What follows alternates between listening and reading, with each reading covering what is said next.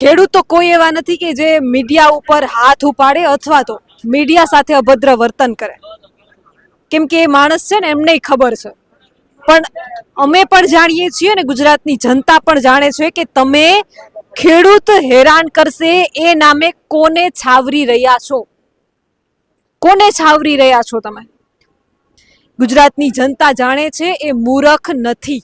ગુજરાતની જનતાએ વિડીયો જોયા છે જ્યાં પોલીસના ધાડા ઉતરવામાં આવ્યા હતા. ગુજરાતની જનતાએ વિડીયો જોયા છે જ્યાં ખેડૂતની ખેતરમાં જે ડેલો લગાવેલો હતો એ ડેલાની તાળાને એક મોટા એવા ઘણથી તોડવામાં આવ્યો હતો. એ ગુજરાતની જનતાએ એ વિડીયો જોયા છે.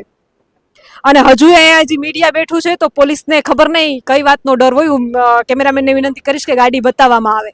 અહીં પણ હજી ગાડી પહોંચી ગઈ છે, અહીં પણ પોલીસની ગાડી પહોંચી ગઈ છે. જાણે કે ફૂલ ઓફ પ્રોટેક્શન, કંપનીઓને ફૂલ ઓફ પ્રોટેક્શન આપવામાં આવી રહ્યું છે કે મીડિયા પણ ક્યાંક સત્ય ન બતાવી દે. એ ડર હજુ એ છે એમને, પણ ડર ખાલી એટલું જ છે કે સત્ય ન બતાવી દે. બાકી થવાનું તો એ જ છે કે જે એણે ધાર્યું છે. આજે પહેલી વખત એક મીડિયા કર્મી તરીકે ત્યાં પહોંચીને મને અંદરથી એમ થયું હતું કે બસ હવે પૂરું છે, હવે લોકશાહીની ખાલી વાતો છે. આ એક મીડિયા કર્મી તરીકે હું કહું છું. મને ત્યાં પહોંચીને એમ થયું કે બસ આ ખેડૂતની આ જે જમીન છે કાલે મારી પોતાની પણ જમીન હોઈ શકે ને આમાં તમે જે વિડીયો જોઈ રહ્યા છો એમાંથી તમારી કોઈની પણ જમીન હોઈ શકે. તમે વિચાર કરો કે તમારી જ પોતાની માલિકીની જમીન, એમાં તમને જ ન જવા દે. અને જે રીતે પોલીસ ખેતરોમાં ઊભી હતી એ દ્રશ્યો મારી નજરથી મેં જોયા છે. જે રીતે કંપનીને છાવરવામાં આવે છે.